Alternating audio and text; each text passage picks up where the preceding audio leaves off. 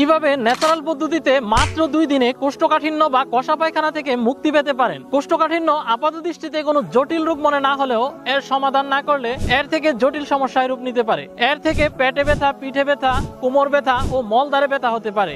এছাড়াও দীর্ঘদিন এই সমস্যায় ভুগলে কোলন ক্যান্সার সহ আরো বহু রোগে আক্রান্ত হতে পারেন। এটি সেবনে আপনি মন খুলে বাথরুম করতে পারবেন। আপনার পেটের ভিতরে জমে থাকা শক্ত মলগুলো খুব সহজে বের হয়ে আসবে। একজন স্বাস্থ্য সচেতন মানুষ হিসাবে আপনার উচিত ন্যাচারাল উপাদানে তৈরি সমাধানের দিকে প্রাধান্য দেওয়া। আমাদের রয়েছে আয়ুর্বেদিক চিকিৎসা বিজ্ঞানের ফর্মুলায় তৈরি সম্পূর্ণ পার্শ্ব প্রতিক্রিয়া মুক্ত কোষ্ঠকিউর রেমেডি।